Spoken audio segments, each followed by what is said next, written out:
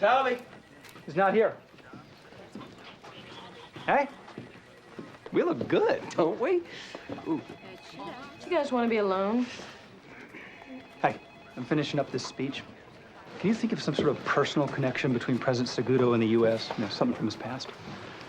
He was once almost pushed out of an airplane by a CIA-trained operative. I should probably leave that out. I would. Excuse me, Josh. Hey, can I speak with you a moment? See in? Yes. Let's go. There's a problem. What? Mr. Minaldi. This is Mr. Minaldi, the interpreter for the state. You do speak Indonesian, don't you? There's no such language as Indonesian. Indonesians speak 583 different languages. I speak Javanese. Mr. Bangbang speaks Batak. Donna! I know. I've got it under control. It's 7:30. Is there anyone left at state? No. What are we doing? Well, Mr. Minaldi speaks Portuguese. Where does that get us? Well, there's a guy who works in the kitchen who can translate Mr. Bambang's Batak into Portuguese. Then Mr. Minaldi will translate it into English. Wait a minute. Why can't the kitchen guy translate Batak into English? The kitchen guy doesn't speak English. You're kidding me. Well, no, he speaks Batak in Portuguese, so I wouldn't look down your nose. Is the bar open yet? Yeah. Make this work. I'm sorry.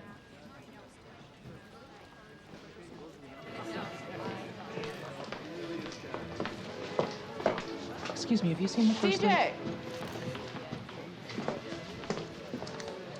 Good evening, Mrs. Bartlett. Nice threads, girl. Thank you, ma'am. Showing a little decolletage wouldn't kill you down. Yes, ma'am. CJ, this is Harry and Nancy O'Malley and Douglas and Barbara Colson, and their son Stephen, who's a cardiologist. It's nice to meet you all. It's a pleasure to meet you. This, of course, is CJ, my husband's press secretary. She's not married, Stephen, and she doesn't have a boyfriend. Thank you, Mrs. Bartlett. Would you excuse us?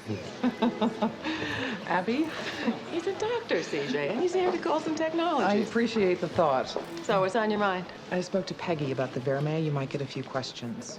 I'm not embarrassed by the Vermeer. It's not as if we spent new money on it. Yes, but it's history. It's our history. Better or worse, it's our history. We're not going to lock it in the basement or brush it with a new coat of paint. It's our history. Okay. Well, good answer. You know the truth, to do it almost every time. Yes, ma'am. CJ. Cardiologist. Yes, ma'am. Oh, I'm sorry. Is that Leo McGarry or is that Fred Astaire? Fred Astaire? Leo, where's my husband? He was caught on the call. He'll meet you over there. What's happening with the Teamsters? They've been at it for 10 hours. What's your confidence? We'll be okay. Good. Mingle.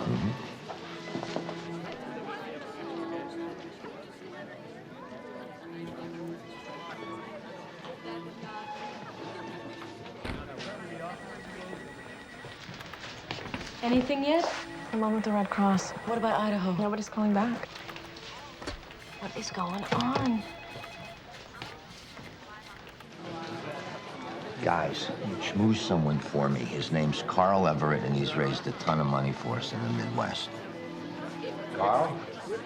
I'd like you to meet Toby Ziegler, Sam Seaborn, and Joshua Lyman. Our reputations precede us. Yeah, they ought to. You three do fine work. Excuse me, gentlemen. So how long you in town for, Mr. Everett? Just for the night. Let me introduce my date. Brittany.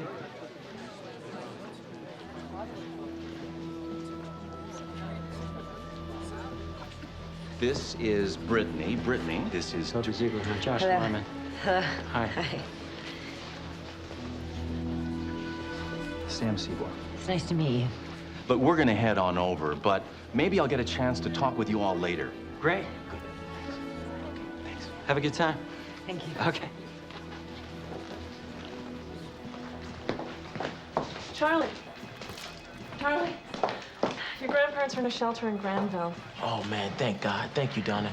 You know how long they're gonna have to stay there for? Well, people are being sent back to their houses right now. Get this, the hurricane shifted direction. You're kidding. It's heading back out to the Atlantic. CJ? Leo, What's happening? it's a whole new situation. It's moving east. It's moving back out. What kind of situation? For some reason, there's a fleet of ships out there. Oh, God. Do you know about this?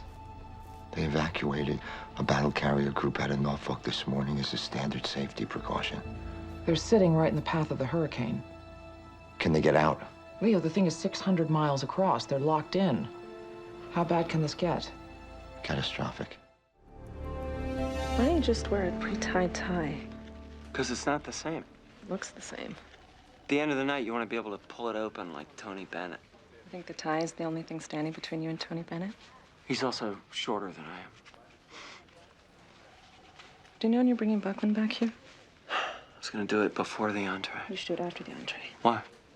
I don't know. It's more polite. Is there etiquette for this? No. Then why are you bothering me? I need to talk to you about something. My phone's ringing. Yeah. You want to answer it? Can we talk sometime tonight? Maybe after the cheese course? Donna. Josh Lyman. Yes. It's here. Call around. Quiz me. I don't think I will. Quiz me. You're a lively conversationalist. You won't have any problem getting... Quiz me. Who are you sitting next to? Dr. Carrie B. Mullis, recipient of the 1993 Nobel Prize for Chemistry, born 1944 in North Carolina. He earned his bachelor's degree from Georgia Tech and his PhD in biochemistry from my alma mater, UC Berkeley. If all he wants to talk about is where he's from, where he went to school, and what his name is, you'll be fine. CJ? It's here? Yeah. I'll meet you over there. Toby. It's here. Yeah, I know. Listen, the social office called. And? 7 Republicans who RSVP'd for the dinner aren't going to show up. We knew that might happen. Well, it happened. Do you think we should... What, put it off? Yeah, No. I'm saying. The president said he was going to veto the bill. CJ announced he was going to veto the bill. He's going to veto the bill. There was a reason they had to cancel. There's an emergency meeting of the Republican leadership. What do you think they're going to be talking about? I think they're planning a surprise party. They could have left after the entree. Yeah. They're going to miss hot pumpkin soup with cheese gnocchi and a chèvre brioche. Yeah. That's a pretty big price to pay just to override my veto. Maybe they think they've got the votes. What are you saying? Maybe something shifted in the last couple of hours. Leo. They just sent the bill up 5 minutes ago. They know you're going to veto. Why schedule an override vote right now? So I'd think twice about vetoing. Well, that's what I thought, too. And now? Good evening, Mr. President. Where is this thing? It's on its way. You know what we're starting with tonight? No, sir. Hot pumpkin soup with a cheese gnocchi and a chèvre brioche. Was anything you just said food? Good evening, Mr. President. Good evening, sir. It's on its way. Sir, the social office... We know. 7 Republicans who RSVP'd for the dinner. We know? You know that there's an emergency meeting of the Republican leadership. Yeah. I say they could have waited until after the entree. Maybe they didn't know about the chèvre brioche. Does anyone want to consider waiting? No, The Constitution gives them 10 days. I'm familiar with it. So why don't we... Because if it's a show of strength and resolve, you don't wait to think about it. And if they override the veto, it's neither strong nor resolute. They don't have the votes to override. Says you. Says me, Josh, the office of political liaison, legislative liaison, and the minority whip. Sometimes it's like I don't even need to be here. Good evening, Mr. President. CJ, you look very nice. Thank you, sir. Is it here? It's on its way.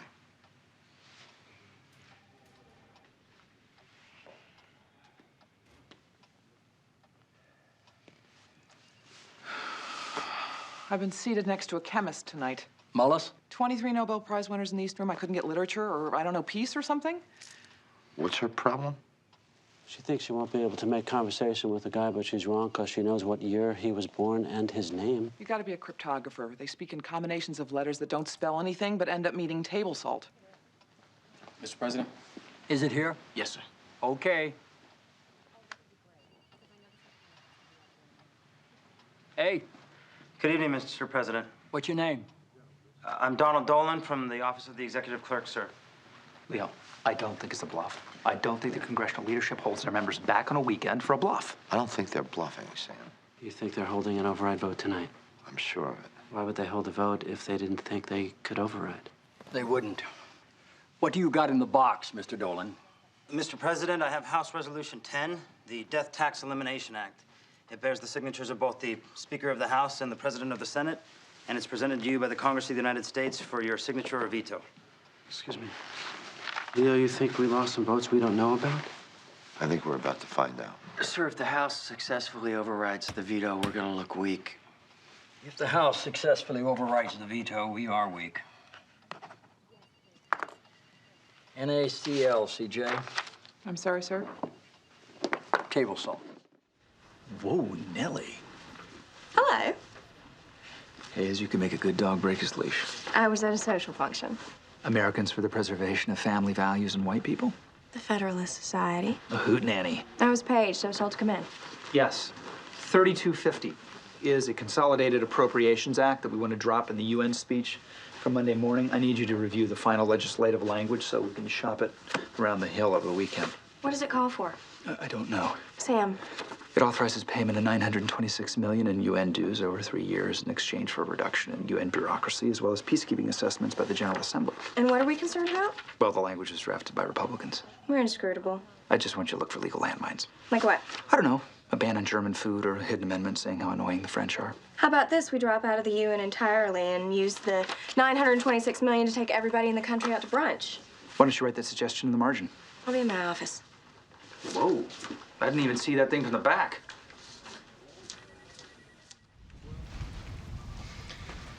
What do you need? There's a thing in this we need to be careful of. What? They say they'll approve a new scale of peacekeeping assessments if there's a cost-sharing mechanism, but it isn't fully addressed here.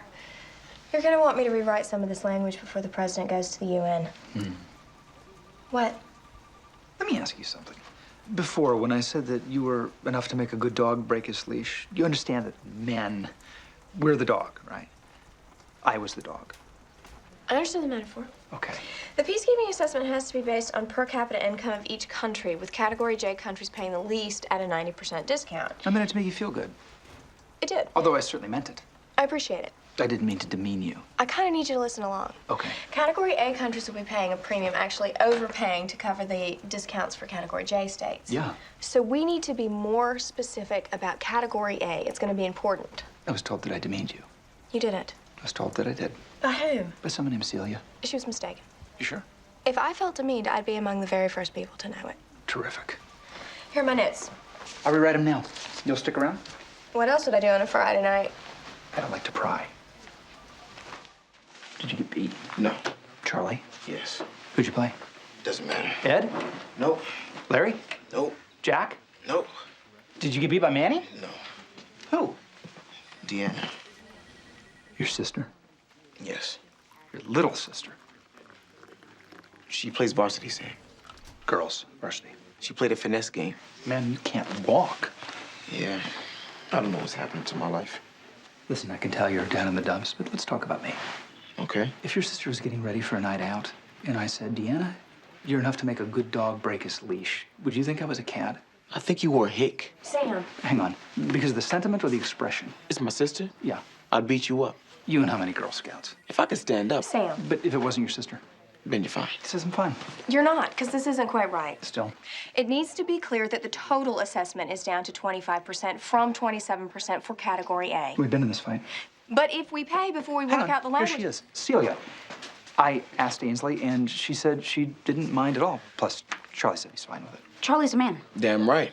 Sam. Yes. We need to be clear we're not going to take a bath when other countries can afford to take on more. Yes. This is important. Yeah, I also think it's important to make clear that I'm not a sexist. And that I'm all man.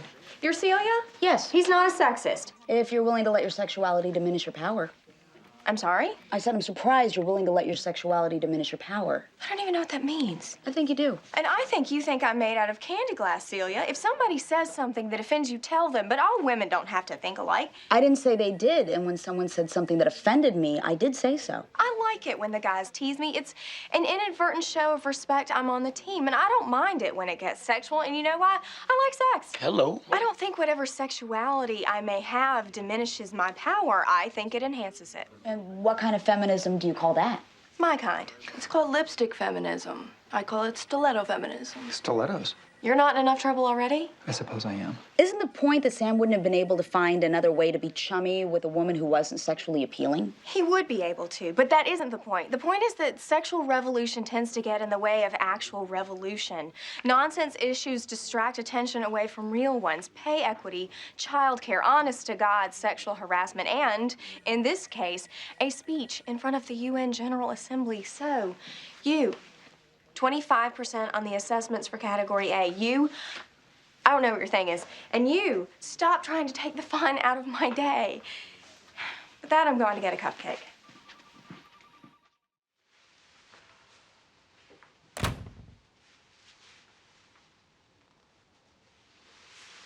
I'd kind of like to wait Until we know something for sure before we start planning. Yeah. The thing is, though, the first day is important. What I'd like to do, for instance, is schedule a public event, show we're not scared.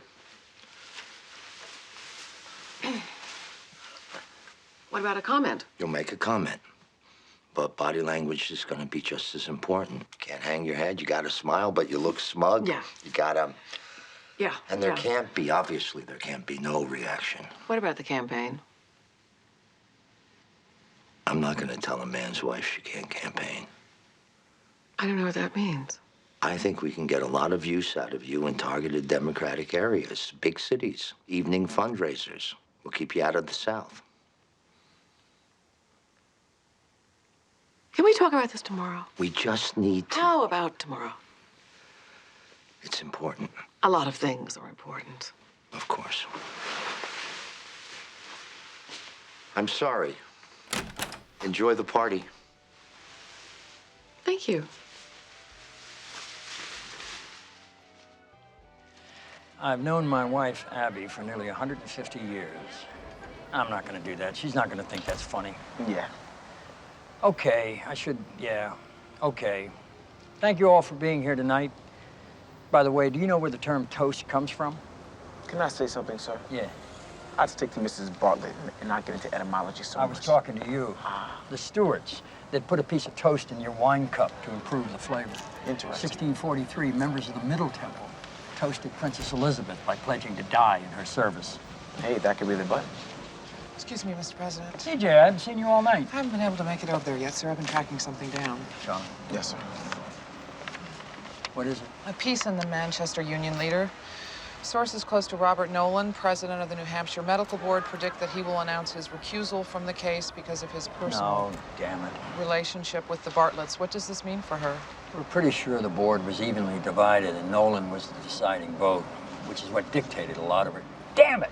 There was a personal relationship. Yeah, they worked together for 20 years, and I was the governor who appointed him to the board. Excuse me, sir. CJ, you should probably tell Abby. Yes, sir. Thanks. Thank you, Mr. President. The union leader says Nolan's going to recuse himself. What's going to happen? They're going to suspend her license for a year. We just talked for a little bit. And? I don't think you need to be concerned about her leaving you for me. I was pretty concerned about that. She's definitely leaving you for somebody, so don't be so Leave me alone. I'm trying to be a husband, and your mojo is getting all over me. Marbury's sitting with Toby. This is Brendan McGann, right?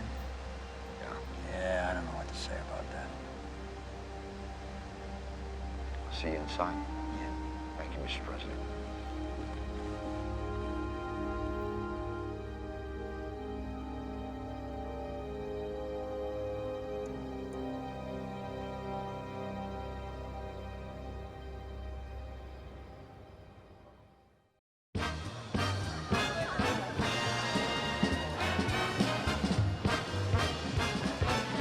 Josh.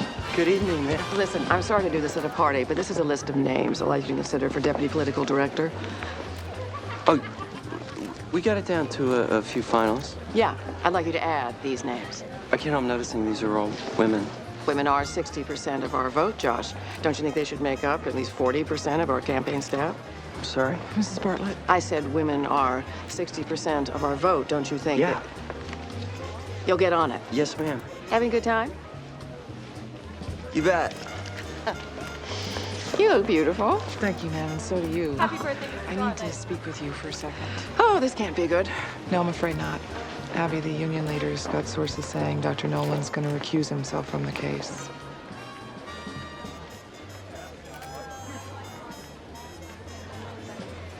Claudia Jane, Yes, ma'am.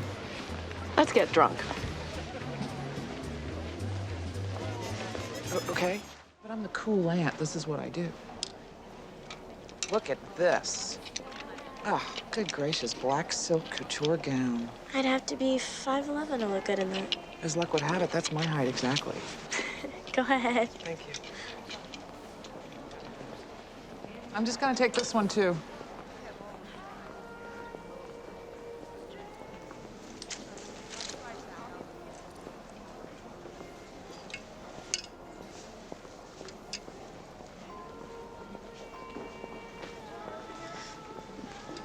What is it that you look for exactly? You know it when you see it. What do you mean?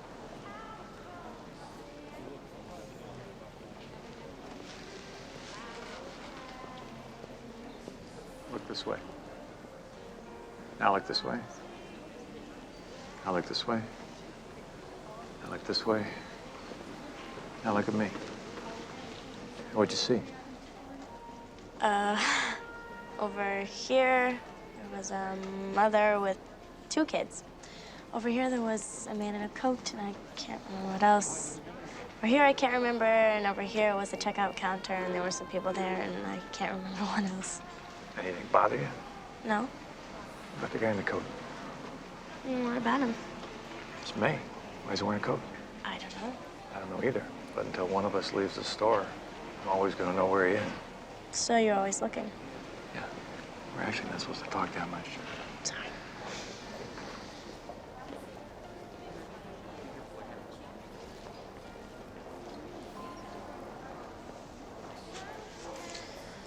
So, what would it take for you to brandish your weapon? What? I mean, excuse me? What would it take right now for you to just reach in and brandish your weapon? Something pretty extraordinary. How long have you been with the Secret Service? Well, I went to college basically on an Army scholarship, which means that after you get out, you have to serve a certain number of years. I was with the Chicago Police Department for a few years, and I've been with the Secret Service for the last 9. Have you ever brandished your weapon? Yes. Have you ever fired it? Yes. What? I'm just trying to think of when in the last 9 years an agent would have had to fire his gun. Unless you were at Roslyn. Well, you're a good guy. I'm sorry, am I not allowed to touch you? No, it's okay.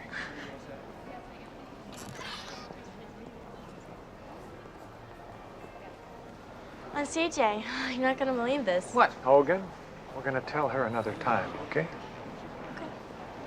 Is Simon bothering you? No. If he is, if he ever does, I want you to shriek at the top of your lungs, okay? Okay. Dawson, 809. I've got Flamingo. Hey, Jamie, could you give us just a second? Yes, ma'am. Come here. Me? Yes.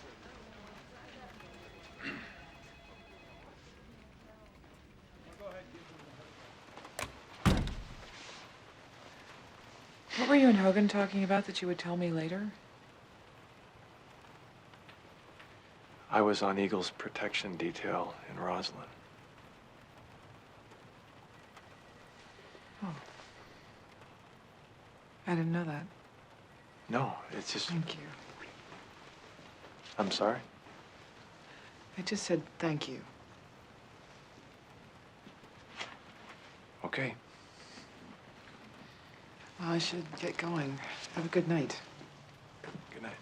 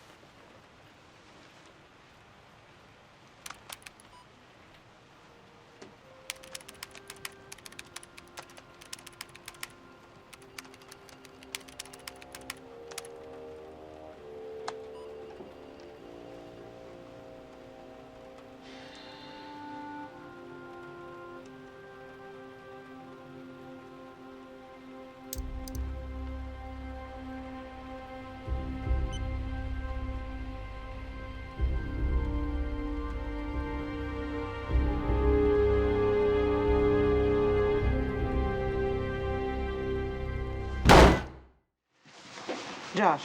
Hey, you might not want to be. Have you been to Ford's Theater? It's my first time, actually. Oh, well, you gotta talk to the president about Lincoln, about the Civil War. Sit with him. It's educational. What are you doing? You're setting ducks out there. He's on his way. Maybe if we don't ask, if we don't mention it. Yeah, if you don't miss the easy ones. I missed a question? I didn't miss a question. Wasn't me. We had to go downstairs into the basement with him and open the damn museum. What are you talking about? Nothing. It's nothing. You gotta sit with him. I'm not sitting with him. I drew the shorts for last year. He's going to start in with Lincoln's first inaugural address and then carry on straight through to the letter Lincoln wrote to the woman who lost all her sons, who didn't really lose all her sons. You have Carl Sandburg's number? Carl Sandburg is dead. Oh, sure, Carl. Take the easy way out. I'm not going to ask this year, don't worry. Good evening, Mr. President. Good evening, Mr. President. I'm not going to ask. What was the line of dialogue that made the audience laugh that John Wilkes Booth used as cover to enter the presidential box? I'm not going to ask about the broken lock to the box, the snapping shin bone, Sic Semper Tyrannis, Major Rathbone, and Clara Harris, or the exact time Lincoln drew his final breath. I know that one, 7/21/55. And the final heartbeat?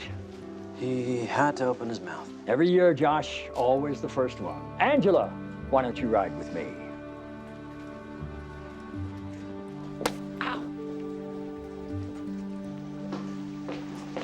Hi, Dad. Sorry. It's not nice to keep a gentleman waiting. No. Well, I hardly recognize you. Oh, why is that, do you suppose? Yeah, well, that's why we're here, so you can tell me everything that's going on. Okay. Did I mention I'm taking that job in Tanzania? Yeah, let's go. The president's dead. What's going on? What's happening, Dad? Sir. President Lassiter is dead.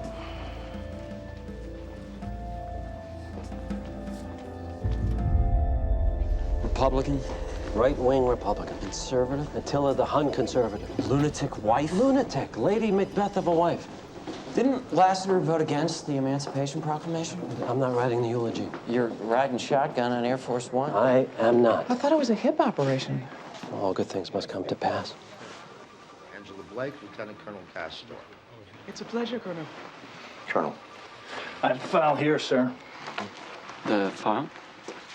The dead president's file. Oh, this is Lieutenant Colonel Castorp from the Military District of Washington. Upon a president's death, his unit coordinates travel of dignitaries and handles protocol in concert with the wishes of the family. Keep a file on all the presidents? Yes, sir. You got one on walking? Thanks, Colonel.